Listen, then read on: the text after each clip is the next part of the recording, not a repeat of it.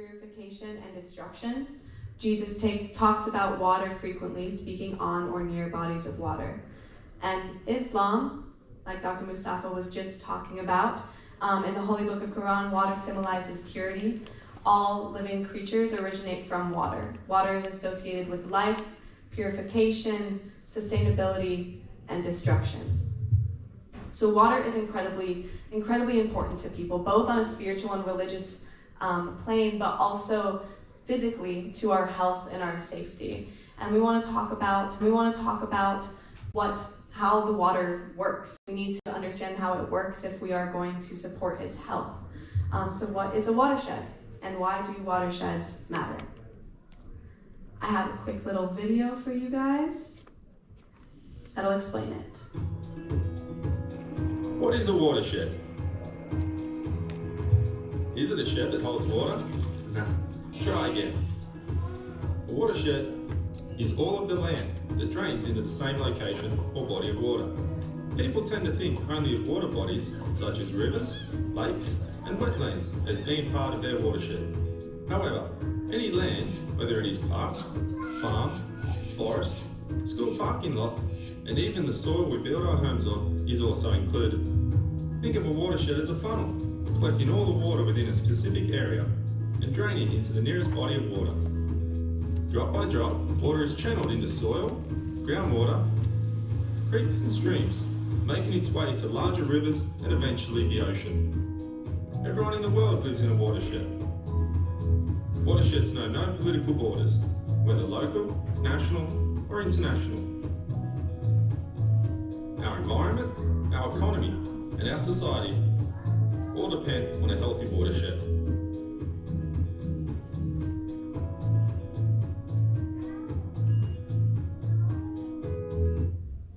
I hope that sheds some light on the subject.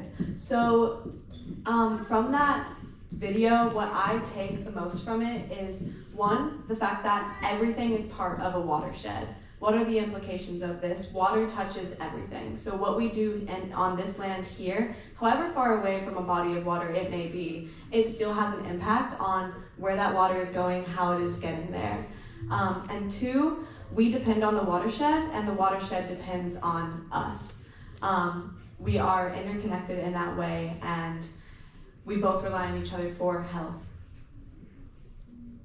And so this is just a little diagram of a watershed. So you see what happens is the water comes down and it travels down into a larger body of water. There's a watershed divide, which splits the watersheds apart, and that's typically a higher raised piece of land where the water is going to roll down that hill into the final location. Here, Abdel, would you like to add anything about the diagram? Because I know you probably have a lot more insight on it than I do. Sure, I can.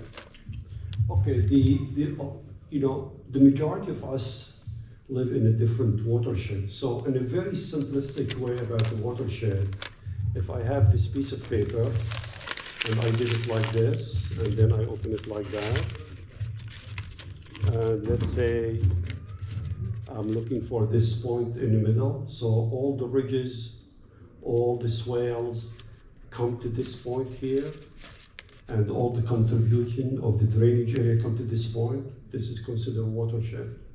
So every single person from us live in a different watershed. For example, I live in a Brandywine watershed. Some people live in Derby watershed. The reason why, the breaking point between slope of the land go to different area. So the lowest point in the concentration area called the lowest tributary to this point, it's called the watershed. So there is a very good, the state of Pennsylvania divided in so many watershed, and it calls in priority. So we'll talk about in the exceptional value watershed. It means you're not allowed to drive your boat with an engine on it. For example, Marsh Creek State Park. You cannot have your boat in it. The reason why, this is a water supply. A water supply is called an EV watershed, which is exceptional value. You can drink literally out of this water. and it's protected by law. Some watershed, for example, the Delaware River or Schuylkill River watershed, below the dam, Flat Rock Dam, or the city of Philadelphia, I'll guarantee you nobody can smell the water there, but it's getting far better because everybody polluting there. So this is a low-ranking watershed. So in the state of Pennsylvania, specifically in its 5 counties, we are very blessed to have wonderful watersheds. So I guarantee you, most of you does not know what watershed, and this is part of the Q&A answers. At the end, I'll ask you about the watershed. Thank you. How you protect the data when you're here? The protection of the watershed it's very complicated. There is a lot of regulation to protect watershed. For example, if you live in a very EV watershed or high quality watershed, you cannot pollute whatsoever. You can control the runoff from your driveway. You know, imagine we have a very big rain event. The water comes from your roof to your gutters, and from your gutters to the inlet. Where's the inlet goes? Where's the inlet goes? Anybody knows? Inlets. Where are the inlets? The water comes in the street and then to the inlets, and the inlets goes where? Underground sewage? No. Some of it, there is some infiltration rate go through the ground. Some of it go to water treatment plants. It's called stormwater inlets. The township regulate that. Sometimes they drive it to lagoon, treat it, and release it. And this is in a very high protected watershed. And some of it, if the watershed is completed, they can discharge directly to the stream. So how we want to protect it, like most of the township, let's say if somebody want to build any building, any structure is more than 1,000 square foot or 2,000 square foot, you have to go and apply for a permit called an MPDS permit. I don't want to take your time, but just, so part of this construction, you have to put the silt fence, clean water has to enter your site, clean water has to exit your site. Otherwise, there is a penalty up to $1,000 a day.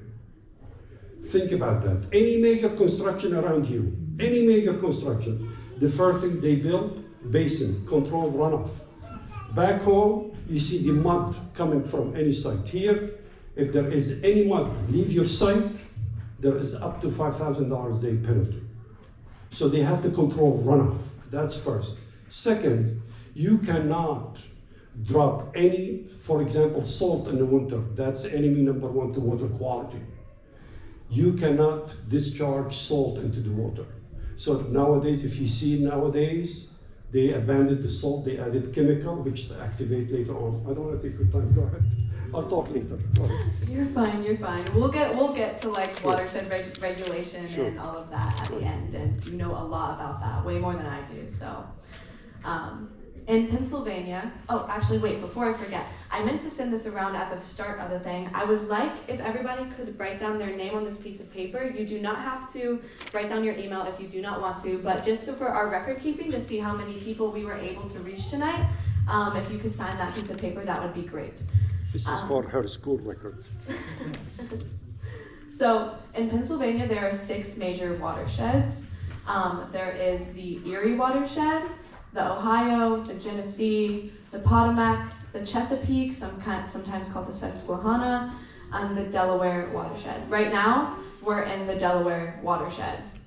Watersheds are often called different names depending on their sizes because these major watersheds are comprised of smaller watersheds. So we can refer to these major watersheds as basins, and then the larger watersheds sometimes are referred to as tributaries.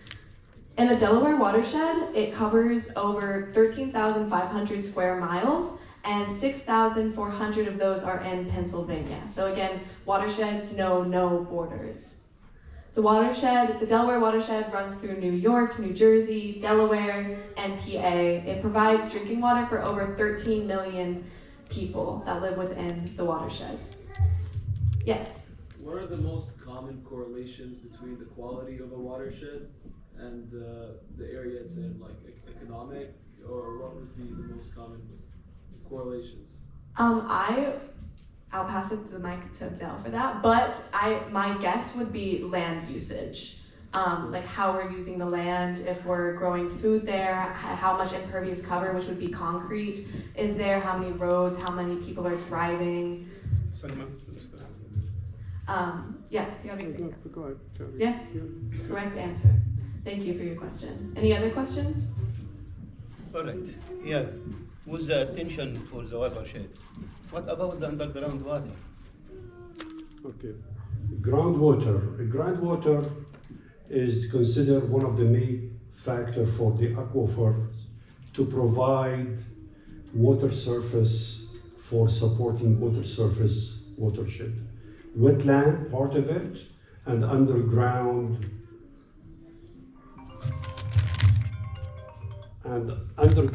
as well. So in any case, during construction, we impose infiltration rather than create a runoff through your site.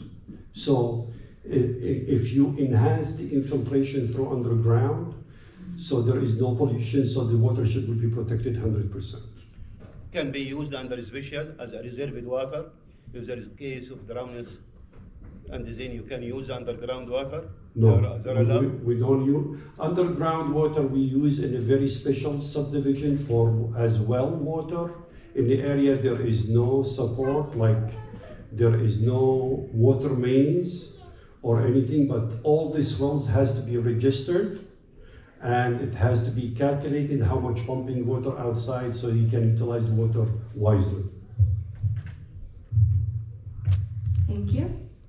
Oh, I wanted to go through the major tributaries or smaller watersheds that are in the Delaware watershed. So there's the Brandywine Creek watershed, which we are in right now. There is the Crum Creek watershed, Lackawaxen River watershed, Lehigh River watershed, Neshaminy Creek, Pennypack, Schuylkill Creek, and Tohickon Creek watersheds. Those all make up the larger Delaware watershed in Pennsylvania. So this is a map of the watersheds of Chester County. We already said that we are in the Brandywine watershed, which you probably cannot read that up there, but it is the white piece of land right in the middle of Chester County. So the Brandywine Creek watershed, we're in the east branch of it right now. It starts in Honeybrook Stream of northern Chester County and flows down through PA, ending in Christina River in Wilmington, Delaware. It eventually, like the rest of the smaller tributaries in the Delaware watershed, ends in the Delaware River. Does anybody want to point out where they are on this map, or can you not read it? Maybe we can use the map. Can I? Yeah. Oh. Does anyone recognize what watershed they're in? White Clay Creek. The White Clay Creek. Can you enlarge it more? Mm-hmm. Just asking. It's a good guess to guess that you're in the white region, right? Mm-hmm. Mm-hmm. Yeah. I think we're just around here right now. Yeah, so as you can see, the Delaware River watershed, while there are 6 watersheds in Pennsylvania, there are actually many, many, many, many watersheds that make up the larger watershed. So why do we need healthy watersheds? We need healthy watersheds for lots of reasons. We need healthy watersheds for our own health and safety, for our water quality, for our recreation and aesthetic value, for our air quality. The air that we breathe is supported by the watershed, the health of the watershed, erosion protection, flood storage, so we're protected from floods by the watershed, by a healthy watershed, and fish and wildlife habitat. Wondering if Abdel, you would want to add anything in specific about any of these? Sure. You know, how many of you do you think a flooding event lately, when they say we have 100-year flood events? You know, in my lifetime, probably I see it at least 20, 30 times. So this is the reason why all this construction going on, changing the contour of the watershed, and making all this remedy for all this flooding happening nowadays. Some people say I have a driveway, culverts in my backyard. It used to be very small. Now I'm getting flooded. Changing the watershed with all this construction, it's making a major contribution to flooding event. Now by adding all this healthy watershed, it's acting as flood control or a good dams for all this backup water. For examples, some of the dams they built for flood controls. Recently, there is one just built in Conshohocken, and there is one by the turnpike. People downstream, every rain event get flooded. So they built this massive, small flood control to delay the impact of the water for 12 to 18 hours during the flood event. With all this watershed impact nowadays, it's really having great toll on people who live in a close flooding area. And the majority of the house owner, they're forced to buy flood insurance. Some people say, oh, I never had a flood in my life, and now I'm flooded. Changing all this watershed have a greater impact on everybody's life. Yeah, I have a question regarding health watersheds. It's just identified through the quality of water or also the quantity of water that can come during seasons throughout the year. Also like the difference in temperatures of watersheds. The water temperatures can Right. So we're talking about not the quantity of the water, we're talking about the quality of the water. The water, the base water, regular temperature water, untouched water, spring water, this is all considered very high quality water. It's called high quality watershed or an exceptional value watershed, based on the water quality, the health of the micro-invertible in the water, and there is no any additional additive adding to the water, like additional runoff. We are so fortunate in the Brandywine. It's considered one of the best high-quality watershed we're living in. And as I mentioned, you cannot operate any diesel or anything on this watershed, specifically on this area. Some of them, she brought a map, the red clay or the white clay watershed. This is an exceptional value. If you want to build a house next to that, it has to be 150 feet from any top of the bank, minimum, just to protect this water. So we're talking about water quality, okay?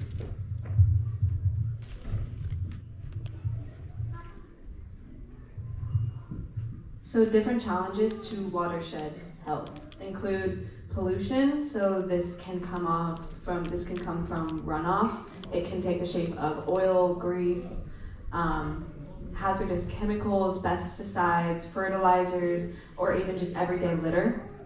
Climate change is heating up our watersheds. It's impacting the biodiversity of the watersheds, coastal impacts, erosion, sedimentation, and stormwater are all challenges to watershed health that we see here in Pennsylvania and all around. Although coastal impacts, I would imagine, would be less. Would you like to add? Sure. Who live in Philadelphia here? Philadelphia area or Philadelphia County? You. So Philadelphia just adopted the new laws almost a year ago. Stormwater bill. You get the water bill, stormwater bill, it's like your electric bill. It's around $110 a month. Just to control your runoff water, stormwater water. What the city doing right now in the city of Philadelphia, which is they have a major pollution. They want to try to save the Delaware River, the Schuylkill River mouth, all the area by the airport. So they are, in the old days, I'm talking about 30 years ago when I started my job, when you flush the toilet water, it goes the same exact way with the storm water. So 10 years ago, the city of Philadelphia started to isolate storm water from the sewer water. And the sewer water is very interesting. Do you mind if I take 2 minutes? All right, so when you flush toilet in your house, the majority of us, where's the waste goes? I'm sorry? Treatment plant. And what the treatment plant does to the waste? I'm sorry? Question again? What the waste treatment plant does to your waste? Treats it. Filter. And what happens after filtration? It goes right where? They discharge, right? So the system is, nowadays, the old days, if you flush your toilet, and I'm really sorry, I have to mention that to you. You know, some township collect the solid, okay, through fluctuation. They apply a type of germ, very hyper germs. They eat the solid, and then they filter the water and they discharge it to the stream. That's an old-fashioned way. And they take all the solid and they burn it, and they cause a major pollution. One of the major factory in Conshohocken, they do burners. Nowadays, they don't do that anymore. So they isolate it, fluctuate it, make it very, very thin water, and they discharge it to the water as clean water. You cannot drink it, but it's very good for the fish. Okay? I thought they use it as fertilizer. Whatever solid left over, they use it for fertilizer. So this is one of the aspects that the regulation really getting so dominated about, specifically in the region of Philadelphia area. So they charge money monthly to discharge your roof water. Even if you own a lot, you don't have a house, you have to pay almost $120 a month, because they're changing the entire system, make it to the suburb. They're isolating stormwater runoff from the waste water runoff. It used to be combined in the city of Philadelphia. So now we can look at some of PA's top sources of impaired streams, and I will likely rely on Abdel for a lot of these so he can explain them to you. But there's unknown sources, agriculture, which harms water quality from pesticides and fertilizers, and livestock waste. It increases nutrient levels to an excess of nitrogen and phosphorus, which disrupt the natural balance of nutrients, and it hurts soil quality. Actually, do you want to just go through the list? Sure. It's impaired stream. It means the stream that being impacted big time. The major stream that being impaired by building a highway or linear projects. Linear project, if an engineer design a road, it has to be straight line, it has to be do all the crossing, go all the wetland. There is a major loss to the topography and the watershed itself. And this is enemy number one for the environment, specifically in Pennsylvania, because there is no room to enhance this linear projects. Second, I want to talk about the animals all in the rural area or in farms. You know, you cannot have your animals in a farm throw a solid waste on your grass area. This is no, it has to be collected. This will kill the water quality big time. So there is a new regulation by the conservation districts to regulate that. So the rule of thumb, if you have more than 3 lamb or 3 sheep in your yard, you're considered okay. Anything above that, you need a permit. Acid mining. Acid mining, we don't have it here in the Southeast Region office, but we have it in the Poconos area. And acid mining is one of the major factors for contamination underground. And during the drilling underground, they have all the liquid water. It's called the milky water comes up front and kill all the aquifer. And beside that, it's the pipelines as well when they're doing underground. Okay? Go ahead. Okay. So what can you do for the watershed? We're talking here on a more individual-based level, except for the reduced impervious cover. But we can conserve water daily by paying attention to how much water we are running, how often we're flushing the toilet, if we're leaving the water running at all. We can compost to keep litter out of the watershed and to support the basic health of the ecosystem. We can drive less, we can walk or bike to reduce the amount of pollution that we're putting into the air and the amount of pollution that we are causing in terms of runoff. Reducing impervious cover means getting rid of or reducing the amount of concrete that we're adding, so the water is whenever we have impervious cover, essentially it is blocking the water from entering the ground, which is a major way that the water flows through the watershed. So we're disrupting the cycle of the watershed. So it's important to we reduce impervious cover or are very cognizant of how much impervious cover we have. We can get educated about the watershed, which is what we're doing right now, and we can plant trees, which is an amazing way to help support the watershed. So now I ask, what have you done for the watershed? What are you doing now? And what can you continue to do building watershed stewardship? And I would like to in particular ask Abdel to talk about the work that the foundation has done for the watershed. Okay. I think we have 1 minute, Dr. Mustafa. Okay, so, as an individual, we are at the foundation here, we are receiving water, so it's a cumulative effort for every single person of us in the same community to do something for the watershed. For example, in our foundation here, we receive water, it goes through our stormwater inlets, we have a basin in the back, the water sits for a couple hours, the solid drop, clean water exit from backyard, go to the main of the township. We make sure we clean our driveway, no leaves coming in the inlets, and we clean everything possible. Nobody dump his oil in the inlets or change oil and making an impact for us. In order for us to do as an individual or in a community impact, every single person has to do the same.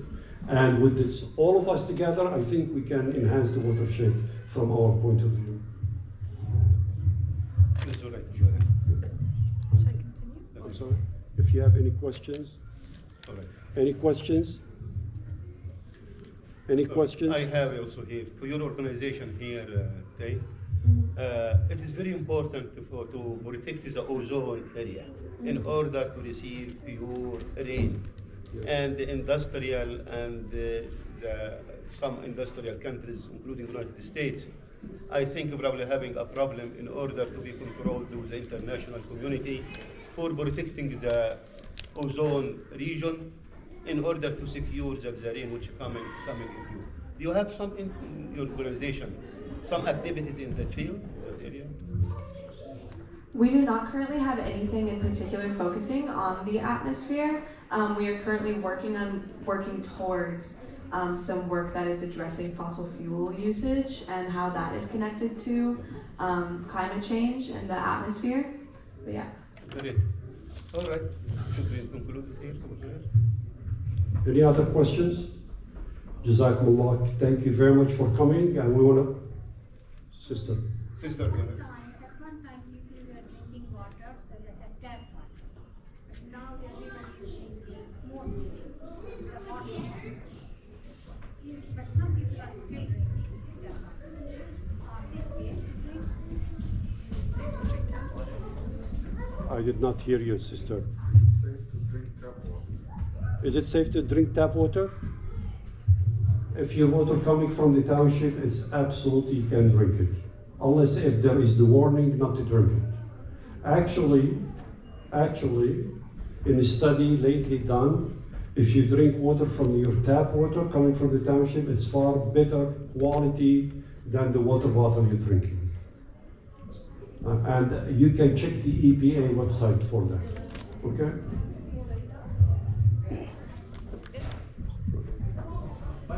But we see a lot of deposits when we use the tap water. So how can, because we use filtration system to remove those deposits, you're telling that the water coming from the city. Are you in well water or tap water from the township? Tap water from the township. That's a problem. I don't know. Probably your piping system coming through it has some problems. But all water before it leaves the township to be pumped out, it's been tested daily, at least twice. I know that for a fact. Okay? If your water is cloudy, you should report it right away.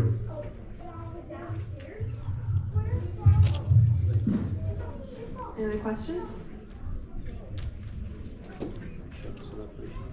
No.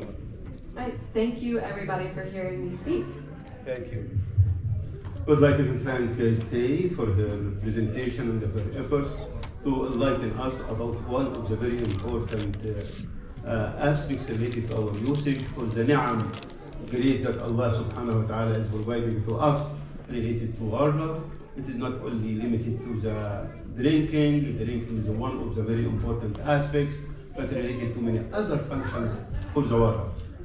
We appreciate her coming. Thank you very much, Kate, as well as we appreciate from Abu Zuhair to give us and enlighten us from his field, from his work, and his telling us that he has great favor for us to secure good water, clean water for everybody of us here in the area.